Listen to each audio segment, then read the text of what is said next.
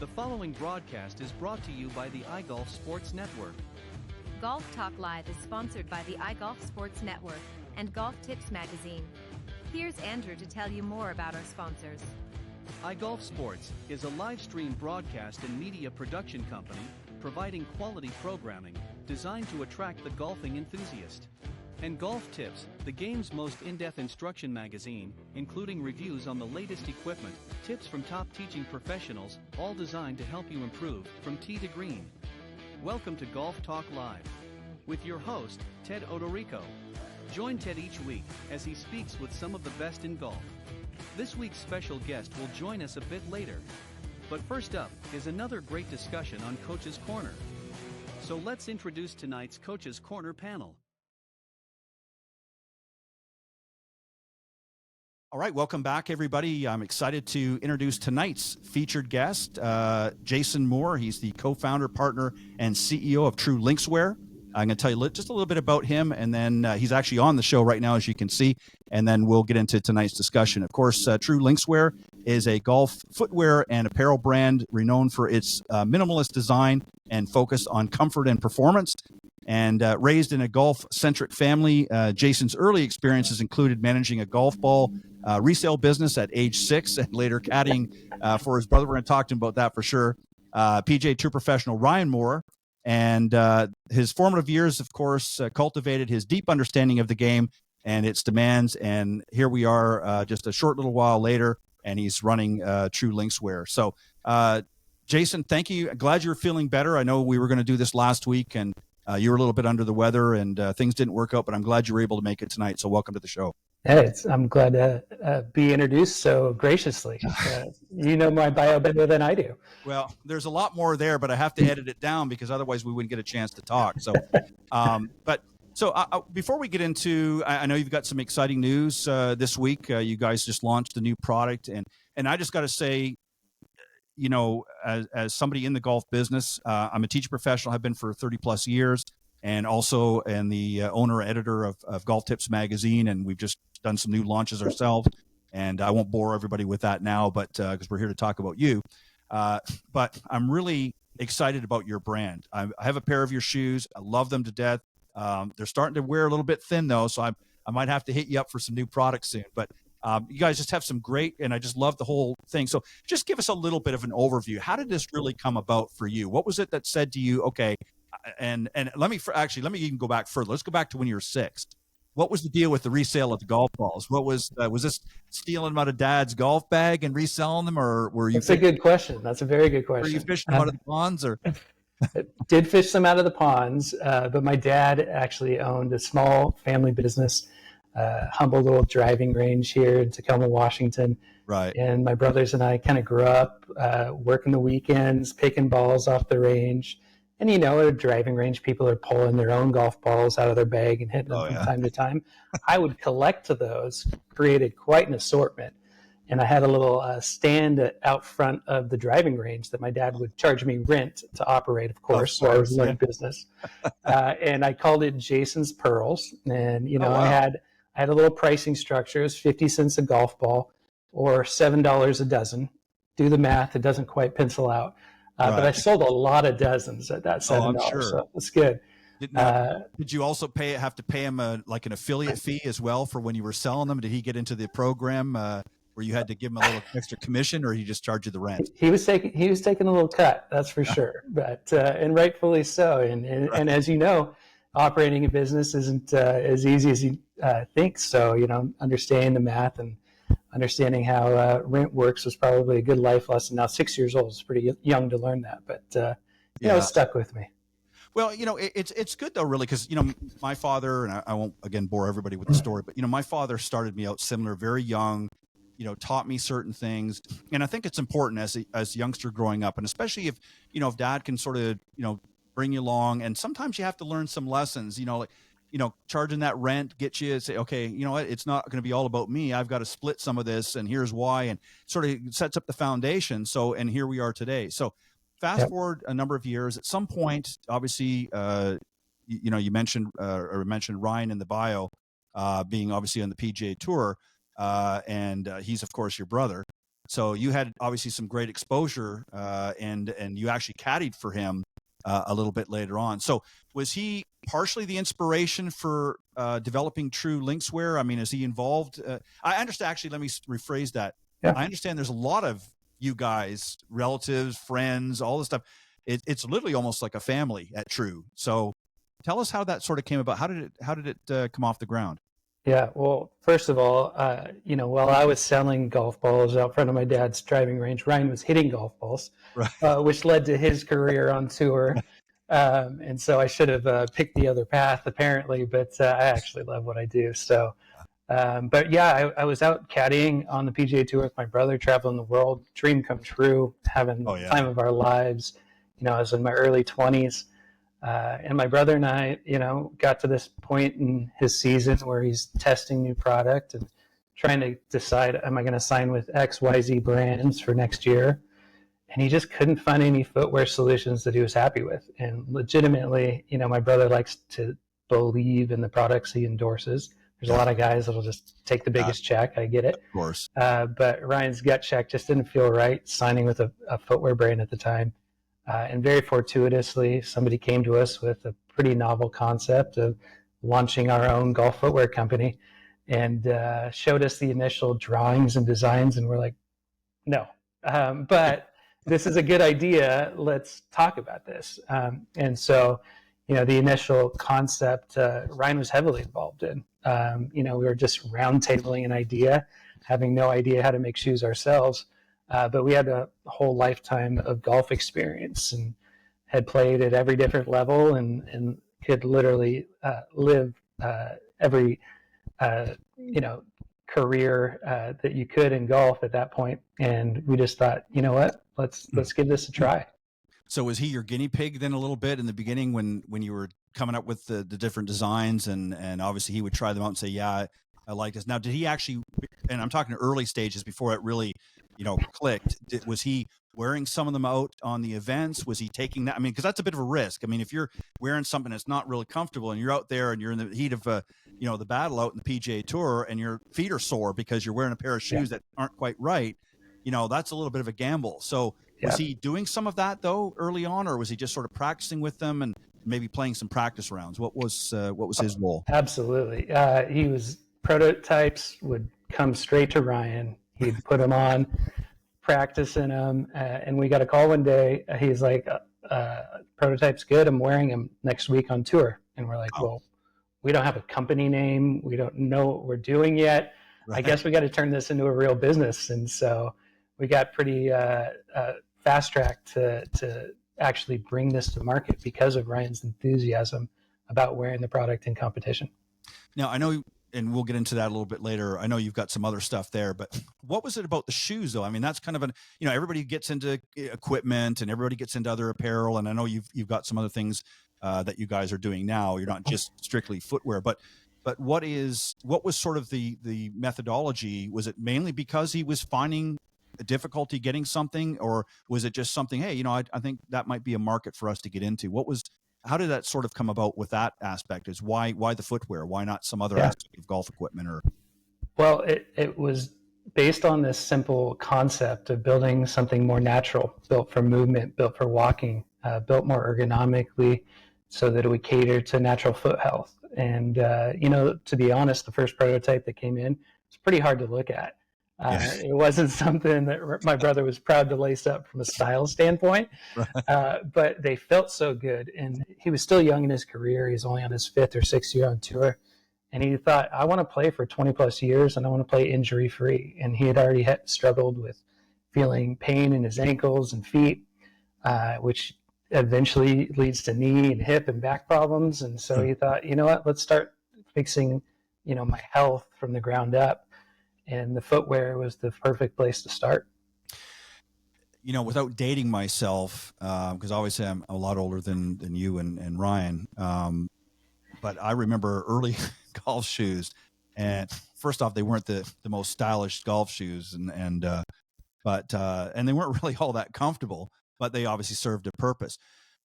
Really strikes me about, and I know this word is used a lot in today's analogy of different products, Nat, but it's not just a footwear, it's a lifestyle. And what's very unique about your shoes, because I have a pair of your black, I'm trying to remember which version. I mean, you've got so many stuff now on the market. I got one of the earlier ones, and it's very, very comfortable. And I don't even half the time don't even wear it on the golf course. I wear it more off the golf course because it just goes with so many different things. And black, of course, is a pretty neutral color there, but they're just so comfortable. I can walk around, I don't even know I have them on. And Good. That's what we want to hear. Yeah, exactly. So I should get an endorsement for something like that, but we'll talk about that later. But what's interesting is about it. So lifestyle was something that was really important for you guys as well. It wasn't just about creating a great product, but you wanted people to have something more. And we see that a lot with the golf clothing nowadays, where it's not just about, okay, it's golf. People want, especially women, want to wear some of that clothing, be able to wear it in other areas besides just the golf course. So when that was that in the methodology as well when you're first starting it out? It wasn't just about, okay, let's do another golf shoe. We wanted to make it a lifestyle brand. Yeah, absolutely. I mean, we had this philosophy, is pretty simple, is that you shouldn't have to put on a golf costume to go play golf. Like, especially when you live on tour. And a lot of what we do is based on selfish ideation. It's this idea of what do we always wished existed? And could you have that outfit or those, footwear pieces that could seamlessly transition from your morning workout to going to the office to going on a plane to go playing golf without skipping a beat? And I think that was really one of the first, breakthrough ideas, was not just comfort, but the versatility aspect. The golfer wishes they played golf all day, every day. But oftentimes you find yourselves doing an array of activities. And can you get footwear that's multi-purpose and functional and still performs at the highest level for PGA Tour players? Now you have multiple, and we're going to talk about your new launch here in just a few moments, but I want to, you have some others. So what was the first one that came out officially on the market? Which shoe was that? And then how did you progress from there? Was it, again, more a lifestyle leaning in the initial shoe that came out? Obviously comfort and obviously performance and that. And then where are you sort of taking it now? And then we'll get into your new launch.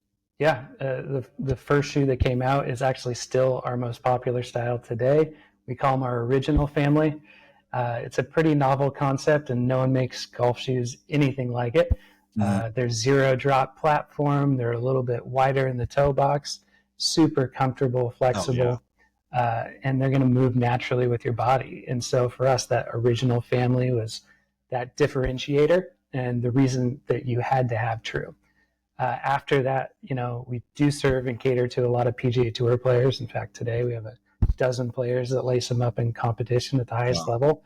Right. And so our Lux family of product was kind of the next evolution of what can we do to elevate the performance, the quality of the materials, the innovation that goes into each season, coming up with new ideas, testing new tread patterns, and even launching new spikes. And so that for us is another important category. But the third category, I think, is maybe our most popular over time, which is our all-day category. It's like the shoe that you can lace up, like I said, in the morning and drop your kids off at school and go to work and maybe hit a bucket of balls at the range without skipping a beat. And I think that for us has been that shoe that, maybe you don't play golf in them every day, but you still wear them every day and you dream about golf sitting at your desk in them. Well, and don't get me wrong. I mean, obviously I've played many rounds with them on and hit balls up in the range and so forth. But a lot of times just going out for a meal, I'll slip them on because they're comfortable. And what I like about it is they're very breathable too, which is nice because, I live in the South and I know you're up in the Northwest. So you got a little bit different climate than I do in Florida. So it gets pretty steamy down here. And, so I like something that's comfortable, but I like something that's breathable too, that, my feet aren't getting, feel like they're in a sweat box. So I really like that. And I like the fact, again, that they're very versatile, that I'm able to wear them in a lot of different circumstances. So I mentioned you guys just launched on Tuesday, I think was the official launch of the Lux 2. So tell us about that. That's pretty exciting. Yeah. What's different from what you typically have gone, and what's new and exciting about this one? Yeah, so Lux 2 is a huge step forward in innovation for our company. It could be more proud of the end result. The amount of blood, sweat, and tears that went into these things is pretty shocking.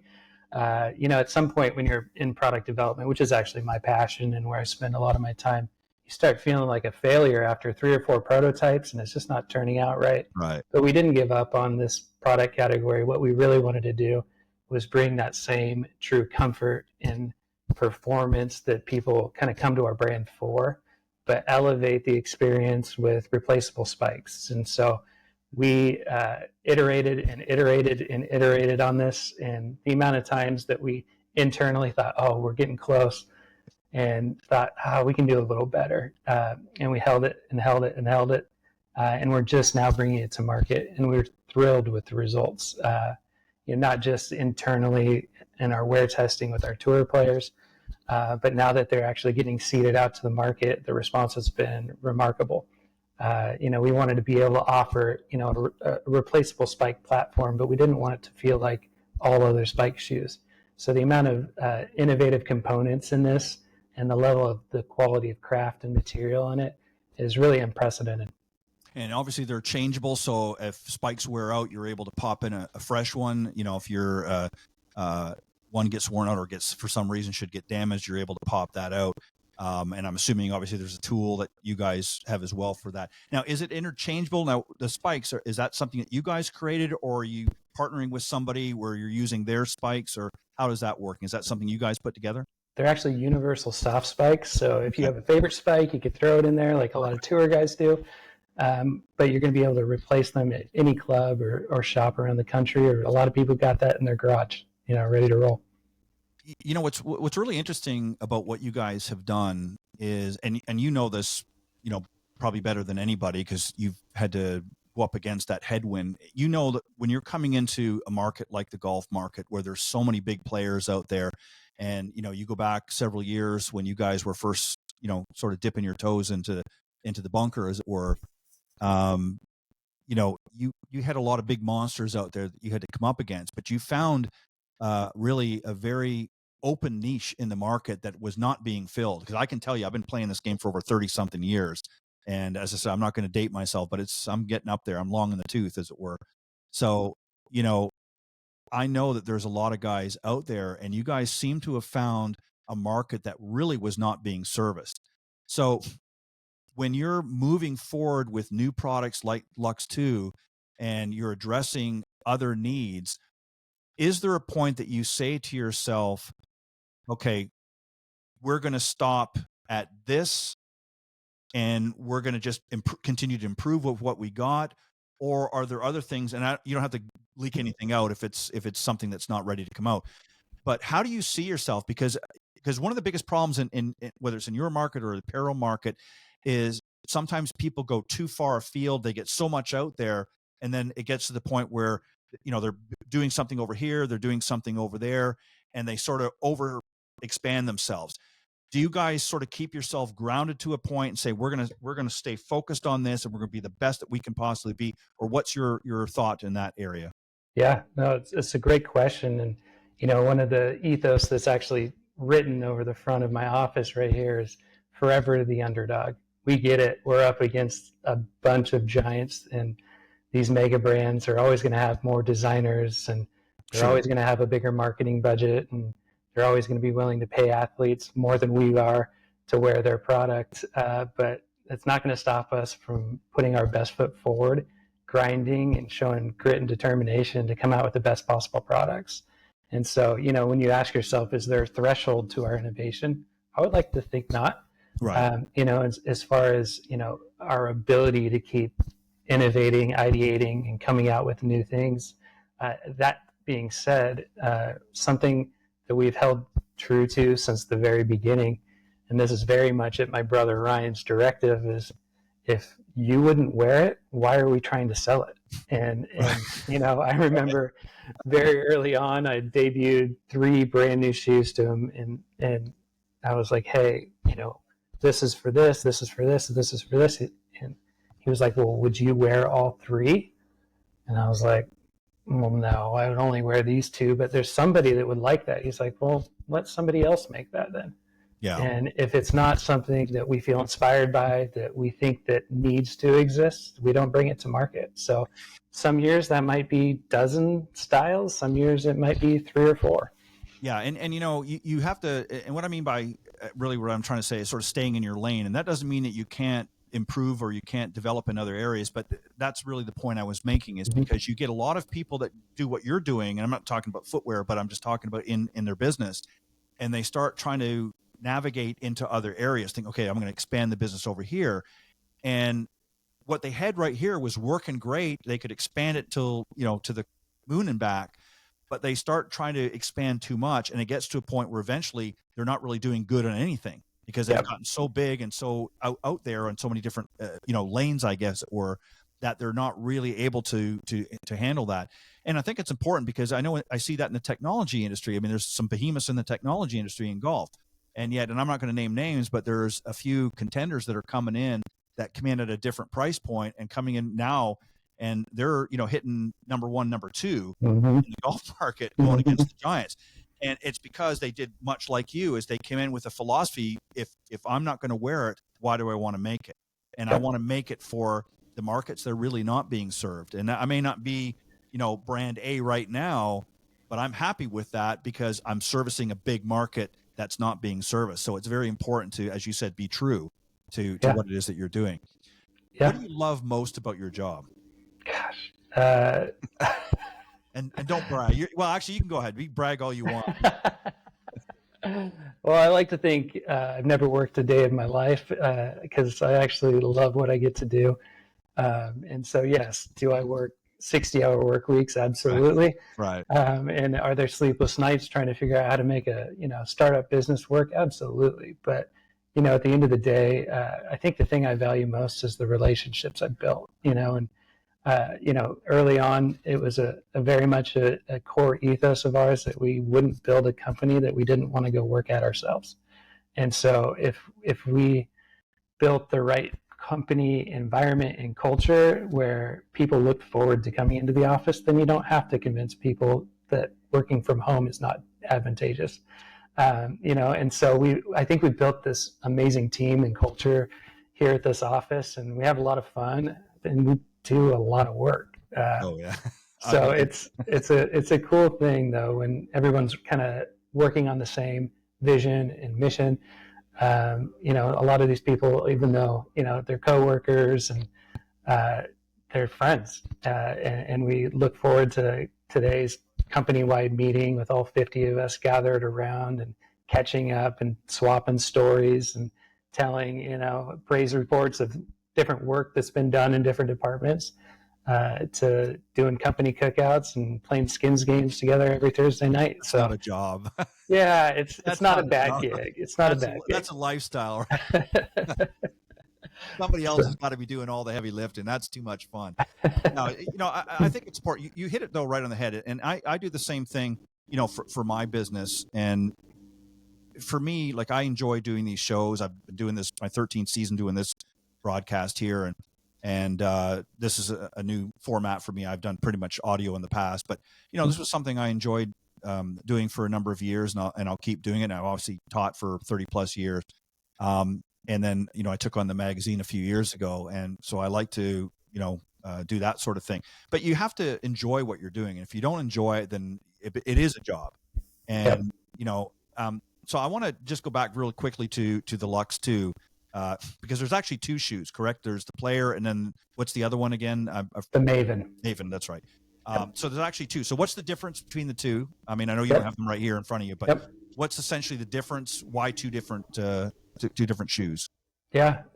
Well, when we're kind of creating products, like we mentioned, they have to have a purpose. And for us, our tour staff, even though they play in spikeless shoes day in, day out, and they love them, we always get the question, what would a true spike shoe feel like, right? And so the innovation was really geared at that top performer and top tier athlete that wants to try and see if they can get a performance benefit or advantage from a different technology.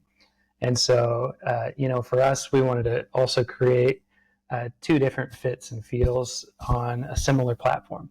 And so the Maven, you can think of it as like really our flagship model.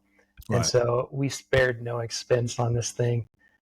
Literally every component of this, after a dozen years in footwear manufacturing myself, I can attest our best in class materials and practices, from the full grain Napa leather to, full leather welting system to a PU co-molded midsole. I mean, when you're talking about these shoe nerd things, all I'm hearing is dollar signs, because it's about as nice and expensive as you can make a shoe. Yeah. And the biggest key differentiator in that shoe is a carbon fiber plate system in the midsole. And so after years of toying around with this idea and testing it, we were finding actually noticeable gains in ground force reaction with our activated carbon fiber plate midsole. And to our knowledge, no one's ever done a full footbed activated carbon fiber insert. And the gains are pretty drastic, actually. Yeah. And what people are seeing from ground force reaction. And the other thing that really made us believers in that technology and science is decades of research in the ultra marathon running space, where they introduced carbon fiber footbeds to some of the high-end performance running shoes and studied it over a decade. And the amount of fatigue that it can relieve from your feet through the walking or running stride is pretty drastic. And you're hiking 7 miles up and down a hill with a golf bag on your back. Any advantage you can get, you'll take it, right? And so eliminating foot fatigue is a huge benefit of that carbon fiber plate too. So it's a more substantial feeling shoe, the Maven. But we also wanted to give you something that felt a little bit more like a true signature fit and feel. Right. And that's what you find in our player. So Gotcha. foregoing the carbon fiber plate, we've actually replaced it with what we call our True Comfort system, just adding a little bit more plush feeling under your foot and a little bit more flexibility underfoot. And then we used a True Dura synthetic leather upper that's crazy durable as well, but it gives it a more minimalist, sportier look. And we're able to offer that, basically for $100 less. And, where the tour player, top caliber amateurs, they want to try the Maven and go all out, you can go for it. And then the guy that wants to be able to, have a very, very similar experience, but for a fraction of the price, you can go with the player. So really, if I hear you correctly, really what you're saying is the Maven is more of a high performance shoe, and not to say that the player doesn't offer a certain element of performance, but if somebody really wants to take their game and really have the benefits of a higher performance shoe, they're going to get the Maven, like the tour players and the high, or low handicap amateurs. And then for those others that still want a good performing shoe, they have an option for a little bit lesser price to get a lot of the benefits and perks of the other, but at a little bit more reduced, and maybe a few tweaks here and there different. So I think that's, again, that's great. And as I mentioned earlier, I know that you have other, products that you guys have expanded out to, but it's really more complementary to the line. It's not so much that you're delving into a whole different market. You're just adding more or less accessories or other aspects. So just tell us a few of the other things that you guys carry at True Linkswear. Yeah, no, I think that one of the products that we just released, and unfortunately it's sold out, I shouldn't be advertising this right now, but is our newest iteration of our originals. We talked about those earlier on the call, but for us, this is staying true to ourselves and continuing to go back to our bread and butter of what we're best at and what nobody else has really figured out how to replicate yet. And people have tried, but there's something really distinctive about our original class. And so we just introduced our OG3 Pro, which is basically our most golf performance driven, original to date. A little bit more aggressive tread pattern on the bottom, a little bit extra cushioning for that long day on your feet, and a crazy durable upper that's actually made from the same factory that produces like BMW car seats. And so they last quite a while and feel pretty great first wear. Fantastic. So let me ask you, I want to go back to the people here for a second, because I had heard something that somebody had told me about your group, and it's all positive, by the way. So I'm not catching you off guard with anything. I know obviously you and Ryan are brothers, but some of the other team members as well, they're either related or very close friends. So it's a very family business. And again, you don't have to get into all the names or anything like that, but is there more family involved in the business, like direct family, siblings type of thing? Is it that type of business, or is it just, hey, a group of us boys from the Northwest, Pacific Northwest, that decided we're going to get together and we're going to kick some butt in the golf business. So tell us a little bit about the folks behind the scenes. It's everybody that I grew up playing junior golf against, basically. That's what I heard. That's what I heard. No, we actually have some sticks around the office. I'm a plus handicap myself, and I'm nowhere near the best golfer in this office. But we all love the game, and we do have a lot of people with familial ties in some capacity. Right.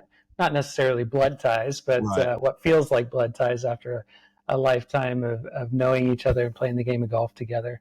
I do work with my cousin Brandon, who runs our marketing. He's just a brilliant savant when it comes to e-commerce. Two of my childhood best friends actually work, side by side. One runs our product development and just does a crazy great job as our director of all of our product design. And for us, it's critical that he has a lifetime of experience in golf as well, and a top tier athlete himself. And then, my right-hand guy that helps me operate this company, JD, we go way back, same high school golf team. Oh, wow. And, we've actually been a part of several other investments and startups throughout the years together. And he's somebody that I could always count on. He was actually running, PXG's Northwest division when I took over True and was running it. And I was like, dude, I'm going to get you over here eventually. And I was able to finally recruit him over. But everybody, around here, we hire strangers. We post jobs on LinkedIn. Right. We're hiring around the country with people we don't know. But, what's most important is that we're building a great team that has a great rapport together. And so culture is so critical in growing a company. As you know, there's enough headaches. You don't want to have personnel headaches as well. Well, and there's so many, potentially pros and cons to that, because, obviously you're very, very fortunate. You've got a good group of people, because it can have the opposite effect too. You can get some guys that you went to school with and they're thinking, okay, I'm with Jason here, so it's not a big deal. We're old buds, and, they're a little lazy or something. So, you just push them off the mountain or whatever. But no, it can be very challenging to do that. So I give you guys a lot of credit to be able to do that. So obviously you guys are tight enough and close enough and trust one another enough to say, okay, yeah, we want to have fun. We want to make this a great environment to work with, but hey, we got to do some work too. So, it can't be all having a good time and partying all the time and cooking out and all these things. We got to work like the rest of the world too, but we're going to do it a little bit differently because we're going to have some fun along the way. So, and that's not an easy thing to balance. So kudos to you and to all of JD and all of the others, Brandon and that. I'd heard that there was some family in there. I mean, I knew about Ryan obviously, but I knew there was some family and a few close friends, but it sounds like you've got quite a few and it's good. Now, does everybody check like when you're getting somebody new coming in and they're not from the old mold, let's say, does everybody kind of say, not necessarily a voice in it, but kind of say, okay, let's really make sure we do a deep dive on, I don't remember them from school, or I don't remember them. You guys put them through the ringer? Is that like, no. You guys today at our monthly, past all 50 of you or something? We do make them give speeches at our all team meeting, as a part of their hazing process. But no, it's we don't think of ourselves as a family company per se. We like to think of ourselves as a competitive team. We want the best players, and it just so happens that I happen to know some of the best players out there. And I recruited them over to the team, and we built a really cool, working environment together. How do you envision things? I mean, again, you've just done a recent launch, and maybe you have some other things, and you don't obviously have to share them at this point, but I can certainly have you back on when that time comes, when appropriate. But where do you see, as you move through 2025 and the future, where do you see yourself in a few years down the road? And I don't necessarily mean by volume or sizes and things like that. Where would you like to see, I guess is a better way to put that. Where do you see yourself progressing this year, and then maybe 2-3 years down the road? Where do you see changes happening within your organization that are going to be crucial, that need to happen, that you've forecasted? Can you share some of that with us? It's not giving absolutely. Any trade secrets. Well, we see ourselves as a brand that's here to stay first and foremost. We're not a flash in the pan brand. We're not just a style or fashion trend. We think we're bringing real IP and innovation to a space that needs it. Mm-hmm. And we hope that we are the household golf shoe brand name at the end of the day. And, that takes a consistency and a dedication and a focus at mastering our craft, continuing to innovate, but also perfect what we do year after year. And for us, we've done a great job at serving our e-commerce client to date as a digitally native company.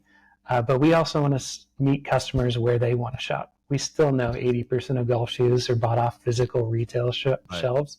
I grew up in a small family golf business, and I want to be able to see and work with small family golf shops and country clubs around the country, being able to stock our shoes and service their member guests and provide a great in-person experience. And we're continuing to grow and push that. In fact, that side of our business is growing at 100% year over year the last several years. And we don't see that ending anytime soon because it's still such a fresh market for us. Outside of that, we really want to be a global brand. And we've already made strides to reach new markets. In fact, we have a great established cult market in Australia. In fact, so great that we acquired our distributors, brought them in-house, and Mark and Sam, who run that territory for us, are now part of the team. Oh, wow. And they're helping us grow into new international territories. So there's markets like Korea that are just mad about golf. And we love what they do with golf fashion and golf apparel and golf equipment. And so we want to jump into that market and serve it well. And so for us, we know that there's obviously a market right out our back door locally and then nationally, but globally, it's important that we pay attention to the trends of what's happening around the world. What has been, I can pretty much guess the answer to this, but I want to hear it from you. What has been some of the feedback, and not from the tour level? Because tour level, that's important because these guys wear this stuff all the time, and they're able to really give you, the truth of what they like and don't like and that sort of thing. But your general customers, what's been some of the feedback, and have they said to you, we would really like to see this or that? And do you see yourselves, okay, we want to move, again, going back to what I said earlier, you got to be careful because you don't want to go down too many pathways. So you have to sort of stay true to yourself. But what's been some of the feedback that you guys have gotten so far from your customer base, and even from those that are that you're expanding to other markets? You mentioned the Asian market. What's been some of the exposure there so far, and what's been some of the feedback? Yeah, especially as you cater to international markets, you have to pay real close attention to what's happening in that space and get to know the culture well and serve it well. And so there's no boilerplate, true idea that you just copy and paste around the world. No. And so we definitely have to be sensitive to and listen and bring wisdom in each territory to succeed in it. But for us, definitely, customer feedback's a huge part of the process. I'd be lying if I said I didn't read every review. I care. I actually care. I'll write responses to them. And I think it's important that you stay abreast to your customer's opinion, feedback, and it definitely motivates and guides some of our decision making on how to improve products specifically if there's a problem or an issue, how to make the next generation even better, how to create colorways that the audience thinks are missing. But I always think you got to walk through doors when they're open. And, an example of that is we released great custom headwear, in 2020. And, our Dead Golfer icon became pretty popular, and we're selling thousands and thousands of those Dead Golfer hats. And the shop at Bandon Dunes was like, hey, those hats are really cool. Could you make one with like a Bandon logo? And I was like, sure, and yeah, we didn't know what we were doing, and we made them samples, and before you knew it, we were one of the best-selling hat companies at Bandon Dunes. And so even though it wasn't like an internal motivation to become this massive headwear company, now we have a very sizable headwear business amongst hundreds of accounts across the country, including our own website. Yeah, and that's the beauty of it is, you have the flexibility when you have your own business to be able, and I've again learned with my own now that the online markets and the internet, has just opened up a plethora of possibilities now. Not just, years ago, if you wanted to get into an international market, it was a much different process. Now with the benefits of Zoom calls and things like that. You can communicate all over the world, and even shipping and getting product over there is even easier now than what it was, 20, 30 years ago, even 10 years ago. So the ability to get into so many markets. One final thing I want to ask you, and then I'll let you close out with any final comments or thoughts you want to make, is how, I mean, you're obviously, I know you're available for the men's market and obviously the ladies market. What's been some of the feedback from the women on tour and some of your female customers? Because they're the toughest critics. Let me tell you, guys, I mean, we can float whatever you want and we're happy to do that. We're pretty easy going. But when it comes to the ladies, you got to be really on your ball for that. What's been some of the feedback there? Yeah, I'm glad you asked. But our LPGA Tour staff is, actually been incredibly easy to work with, to be honest. And maybe we just got some of the right characters with Madeline Sagstrom and Sophia, who's been amazing, or Christina Kim. But, really getting their feedback on fit, feel, and function to make sure that we're doing it right, has been critical. But, from a difficulty to work with standpoint, I would say they're probably much less demanding than my PGA Tour audience. Oh, wow. Our PGA Tour players can be a little bit more finicky. But, we've definitely gained momentum and popularity amongst, our women's shopping demographics. And it's something we want to push more innovation into. In fact, a few of our new designers are women with really great perspectives, and we think we can bring some meaningful design perspective to the women's footwear space as well. What do you want as we get ready to wrap up? What are your final thoughts or comments that you want people that are going to be listening to the show? What do you want them to know about True Linkswear? What is it you really want? What's the message you want to get out there? Yeah, I mean, if you're a golfer that loves this game as much as we do, we hope that, we can join you in your journey to try to enjoy the walk. And for us, I think that it's important to know that if you're working, with us, or if you're buying a pair of shoes from our website, you're working with a great group of humans that has all the best intentions, and we'll take care of you. And I don't think that you find that behind a lot of these big faceless corporations and mega brands. We really have a vision and a passion to keep growing and perfecting and improving our craft. But what we're putting out there today, we're really proud of, and we're excited for you to experience it. If you've never worn a pair of our shoes, it's hard to describe how different they are. And different, I mean, in a good way. You'll feel like you just freed your feet, something lightweight that moves naturally with your body, that actually conforms to the undulation of the course. It's a whole different experience. And once you kind of give one pair a try, I'll just warn everybody, you might get hooked. And you might be like the rest of our customers who own 5, 10, or 20 pairs. But, for us, we're just a small company trying to do the right thing and grow this game. Yeah. And you guys did, I mean, I've visited your booths. I know you've been attending the PGA show for a few years now. And you guys just, it's like throwing breadcrumbs out. The seagulls just come by. And I mean that in a positive way, is that everybody flocks to your booth because you guys have just got so many great things there. And it really is a lifestyle brand. It's really not just that it works for the purpose that you've put the brand out there, but it really allows people to be comfortable, enjoy what they're wearing, be multifunctional, so that they're not just having to be out in the golf course with it, as you said, sort of just, golf attire all the time.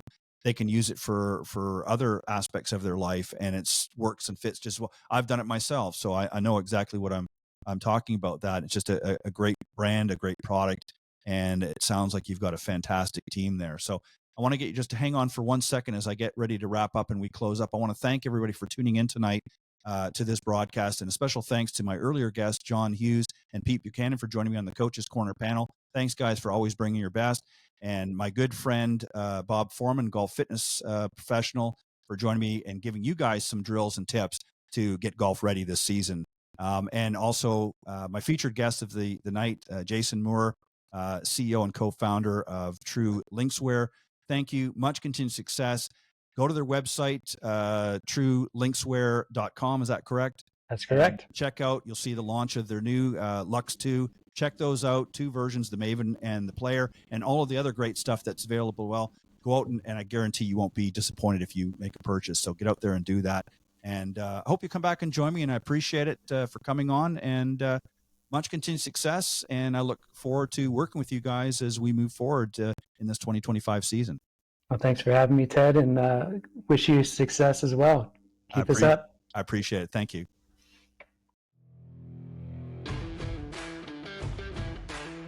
Thanks for joining us. We hope you enjoyed this week's broadcast of Golf Talk Live.